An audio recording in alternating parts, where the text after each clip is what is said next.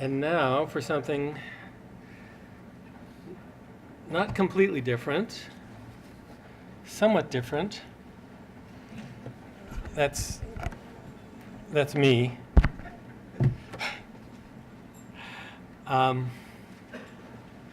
So to put it a little bit otherwise, this is a huge mess. And I'm not just referring to trying to figure out how to get PowerPoint to do what I want it to do. Slideshow, okay. I'm referring to the confusion and the pain and the anguish and the antagonisms that we see in the world. And climate is very confusing. And as you all know, this is a tough time for those of us who are rather fond of life on Earth. The climate shocks abound. They grab us by the throat. And sometimes it seems that all we can do is run and hide. I think about global warming and its multifarious ways almost all the time. Sometimes I feel I just have to get away from it all. Does anybody else ever feel that way? I didn't think so. So a few days ago, I decided I needed to spend some time in a place where there is no global warming. Where can that possibly be, you may ask?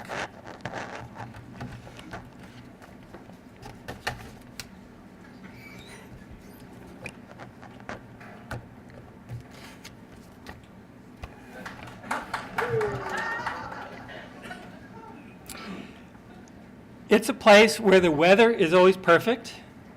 People are always joyous and fulfilled. I actually couldn't get a picture of that. And technology works flawlessly every time, time after time. There is only one problem with this paradise, which was well illustrated by HBO commentator John Oliver's recent report that the tweeter-in-chief has for 6 years running been voted inedible by Cannibal magazine. The problem is this. At Best Buy, no food grows, no fresh water flows. Can't hear you. At Best Buy, no food grows and no fresh water flows. At Best Buy, one may learn, like King Midas, to be careful what one wishes for. Global warming is nothing if not a vast set of misplaced wishes. We may not learn, at least in a timely manner, for this is a learning that that requires many generations of history and many more to learn foresight. When at last it comes to roost, we are surprised, astounded that nobody ever told us. Therefore, it can't be true. However, ecosystems do have properties, including immunological rejection of pretenders. You can stretch an ecosystem, you can twist it, you can destroy it, but you can't fool it. We haven't learned that quite yet. So love is indeed an ecosystem property. The title of this talk was inspired by a 2011 article in the journal Nature entitled Persistence of Soil Organic Matter as an Ecosystem Property by Margaret Torn et al. And I mentioned Dr. Torn in particular because 6 years earlier in 2005, she had written a paper co-authored by John Hart for another journal of Geophysical Research Letters. It was entitled Missing Feedbacks, Asymmetric Uncertainties, and the Underestimation of Future Warming. Excuse me. It was, in essence, a prophetic plea to the scientific community to wake up to real climate reality, not the reality of wishful climate thinking. In 2005, positive feedbacks in the climate system were routinely overlooked because they were and still are so difficult to model and predict. We may not know that they exist until they are out of control. Dr. Torn stated that, given the omission of key positive feedbacks and asymmetrical uncertainty from feedbacks, it is likely that the future will be hotter than we think. 12 years later, the future is already here, and indeed hotter than we dared to think. It is now painfully apparent that the Earth's response to seemingly slight temperature shifts are far in excess of conventional understanding. Perhaps this is a demonstration of nature's chilly opinion of human consensus. For me, as part of the inspiration for this conference, yes, thank you, Reverend Mariama, for the concert, the implication of persistence of soil organic matter as an ecosystem property is that nothing has properties entirely or even mostly independent of its surroundings near and far. The authors state, recent analytical and experimental advances have demonstrated that molecular structure alone does not control soil organic matter stability. In fact, environmental and biological controls predominate. Let me say that again. Environmental and biological controls predominate over the characteristics of the physical world. The physical structure of anything may be but a minor determinant of its actual properties, and its properties may change with its context. You are somebody with your family, you're somebody else with your classroom, you're somebody else wherever you go, on the bus, at a conference. I admit that I am turning this scientific observation into a wide-ranging metaphor, mea culpa, but I think it is apt. Systems thinking is difficult for us 21st century centurions. We don't really know how to do it. Our lives in complex societies are so fractured by categories. Rather, everything is a child of its system and of its systems of systems. Everything is connected to everything else, as difficult as it may be for us to see it, although we are constantly giving it lip service. The study of ecology has taught us time and again that the seemingly most insignificant creature or endeavor can create, change, or topple the mightiest of habitats and inhabitants. The invisible smallpox virus turned the course of history of the Western Hemisphere. The transformation of beavers into hats helped launch the desiccation of North America and Eurasia, and ushered us even further into global warming long before coal delivered its first lethal stroke of smoke. Chloroplast green gave us an oxygen atmosphere 2.4 billion years ago and led to the mass extinction of anaerobes, the one-time kings of kings, who were dethroned, left huddling in safer sulfurous crannies. To say that this great oxidation event was of tectonic import would be an understatement of the eons. These are Earth systems at work, driven by the planetary sculptor supreme, life. If life created the Earth out of salt water and stone, can life repair a ravaged planet? With our technomania, we perilously underestimate the overwhelming powers of the natural world. How much it can hurt us, scurrying little bipeds, and how much it can help us. We have a pretty good idea of the hurt part, not so much about the help part. That's what this weekend is about, how we humans can also scurry and fix it.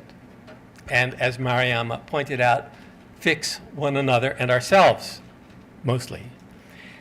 Apropos of fixing, it's worth mentioning emergent properties here. These are properties of a system that are unpredictable based on what one knows about the system's components. Oxygen, a gas. Hydrogen, a gas. Put them together, you get oxygen, a liquid. You get water, a liquid. Who would ever have guessed?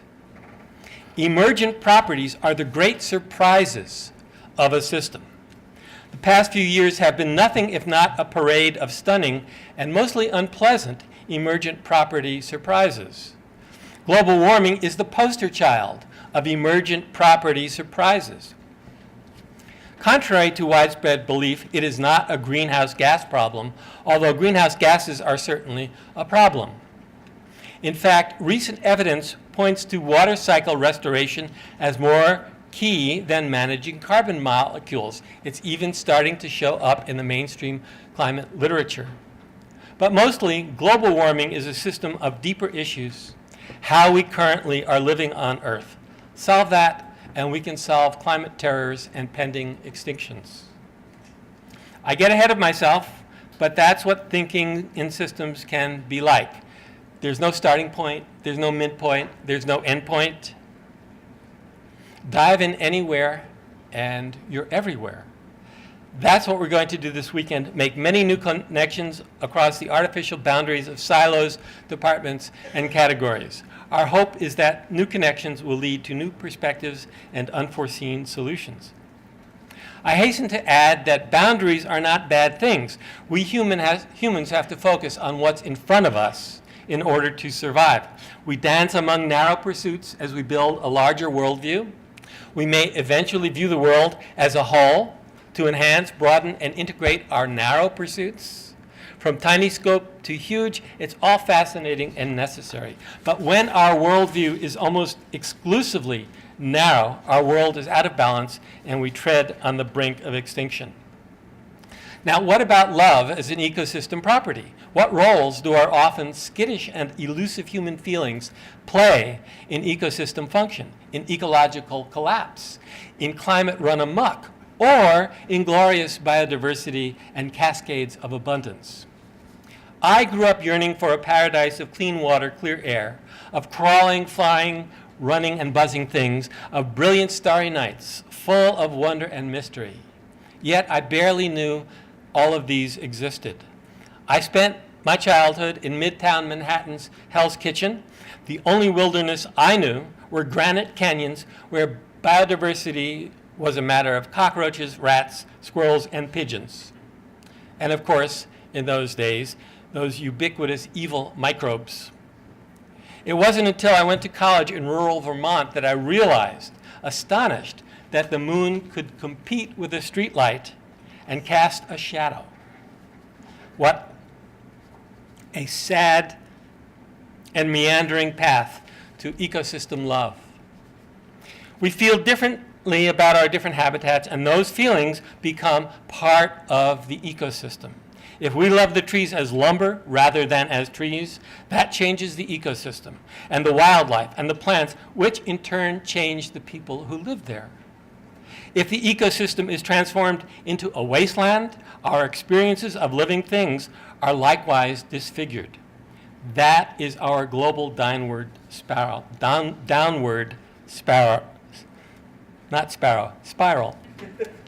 As an antidote, Sharon Danks wrote a wonderful book, From Asphalt to Ecosystems, where asphalted school grounds turned into places where children play among other forms of life, not just metal and concrete imitations, and they begin to grow into ecosystem citizens, once again happier and healthier for it. I, like billions of other people growing up in some version of Hell's Kitchen, never had that opportunity and knew little of how to create it. How we feel about the places we live and visit changes those places because of how we treat the things we love, and often mistreat or wantonly ignore those things that we don't. We who are in the world, we are who we are in the world because of a play of ecosystem properties, our codependencies with the natural world and with one another. In Houston, we treated a floodplain to a blanket of pavement. We changed it, and then decisively, it changed us.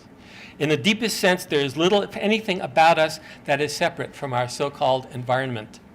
As Onondaga faith keeper Oren Lyons has said, the environment isn't over there, the environment isn't over here. You are the environment. And the law says, if you poison the water, you'll die. The law says that if you poison the air, you'll suffer. The law says if you degrade where you live, you'll suffer. If you don't learn that, you can only suffer. There is no discussion with this law. Suffer we do. Baton Rouge is Cancer Alley. Breathing in Delhi can be lethal. Water in Flint is undrinkable. Weather in cities from Phoenix to Melbourne is deadly hot in the low 120s. Avaz, Iran hit 129 degrees Fahrenheit on June 29th. Houston is water world. Puerto Rico is indescribable, but Puerto Rico is us, all of us, sooner or later. Too hot, too dry, too wet to grow food, nothing to drink. That is the whimpering end. These are not isolated incidents. What poisons one poisons all. There is nowhere to hide. There is no discussion with this law. Now, I'm not usually this cheery. It gets a little better. And the weekend gets a lot better. But I felt I needed to just state it out front. The solutions we seek aren't separate, cannot be separate from the way we live our lives. At this point in history, the problem is that the solutions that will make a difference, require major changes in how we live, not a few compromises around the edges. What would it actually look like to suddenly stop what we're doing, stop short in our tracks, and begin to live within nature's laws in a manner that makes life possible? To deal with real reality as opposed to the other kind, to be deeply in love with Mother Earth. Here's one opinion of what we need to do. Every locality is able to supply its own needs, the fruits of its own labor. That doesn't mean we can't support each other in a global community. Of course we can and we should. But the global community is stronger when each community can stand on its own many feet. And the benefits in terms of food sovereignty, justice, independence, biodiversity, and gross national happiness are incalculable. This means we will give up a few latter-day perks. It may sound shocking, unbearable, impossible, but here is what it will have to be, one way or another. Nature will simply not allow us to go on living this way. It will be an end to high tech, computer, cell phones. It will limit travel and manufacturing. It will reject genetic engineering. It will, of necessity, impose fair distribution of wealth, because if you're in a small community, you have to face your friends if you're getting anything like rich. We have to face serious population control and entirely different economics and retrenchment of the global marketplace. Is it draconian? Yes. Is threatened extinction of so many species, including us, more draconian? I think so. But most of what we'll give up is very recent. We've lived for hundreds of thousands of years without it, and often quite well for that matter. Otherwise, it's shape up or ship out, and not many of the growing 7 billion plus of us will fit on Elon Musk's SpaceX. Even if we did, would we want to go to the only available destination choices, all of which are lifeless and bleak? It's worth keeping in mind that our current condition represents less than 1% of human time on Earth. We used to know how to do it differently, and we still can. Thomas Hobbes, no anthropologist, described life prior to civilization as nasty, brutish, and short, but we now know that such is not generally the case. On the other hand, Marshall Salins, a real anthropologist, described indigenous life as the original leisure society. After all, it would be difficult to evolve as a species with chronic lack of essentials. Hunting and gathering is normally a generous way to live. Nasty, brutish, and short was a much better description of Hobbes's own society in 17th century Europe. In pre-revolutionary times in our warring colonies, there were often skirmishes between colonists and those we would colonize. Oddly, from a civilized European perspective, when native peoples were taken captive, they invariably preferred to return to their native tribes. More oddly still, when colonists were similarly captured, they too preferred to stay with their newly found, quote-unquote, uncivilized tribes. Even deep thinkers such as Benjamin Franklin found it difficult to understand wanting to live with savages. But European culture had grown alien and cold, a general feature of large complex societies.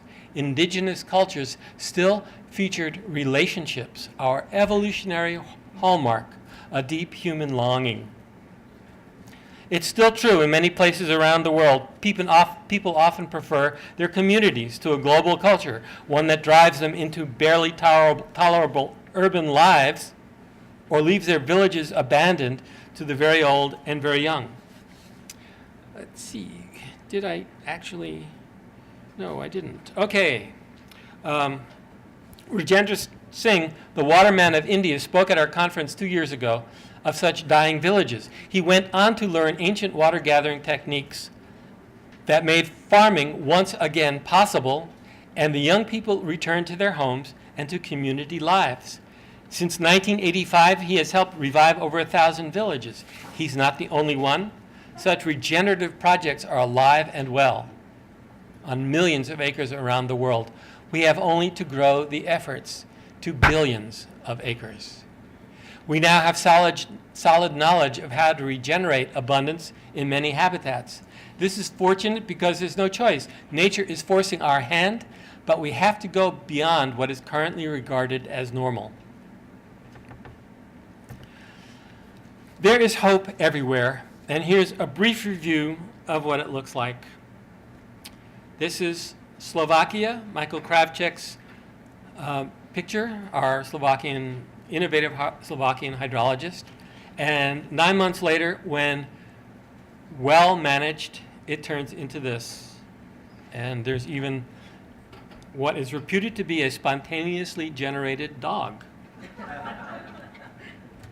This is Zimbabwe. Many of you have seen this picture before from the Africa Center for Holistic Management. Mismanaged for decades, proper holistic plan grazing for 3 years leads to that. This is Mexico. The rancher dug a pond for his cattle, realized that nature could do it better.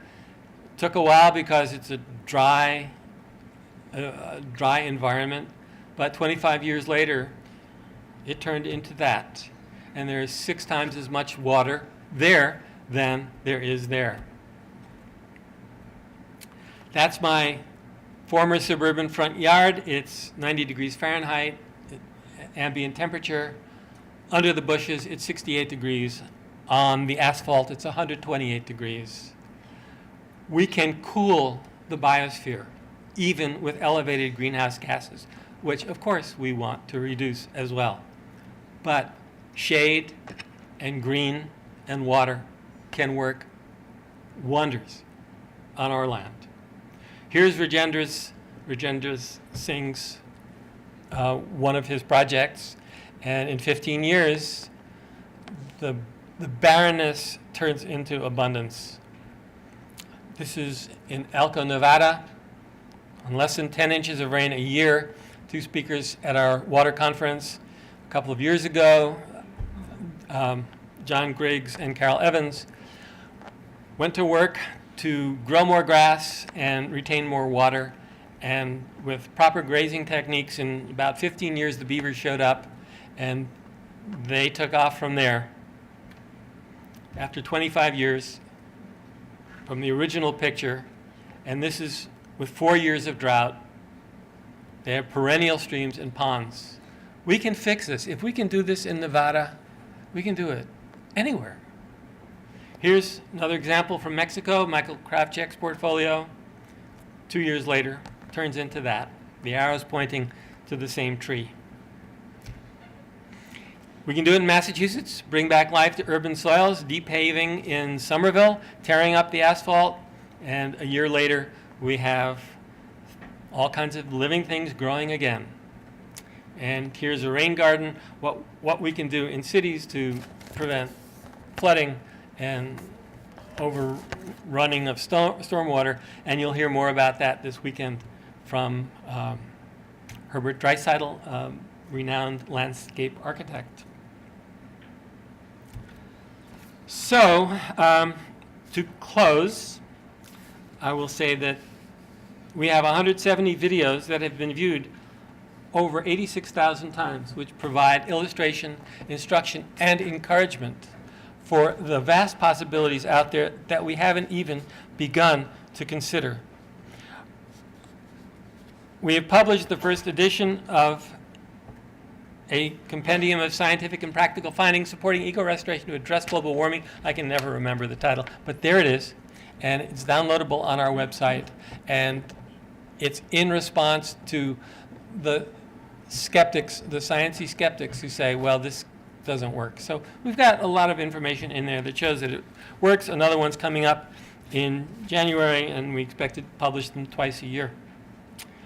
So thank you.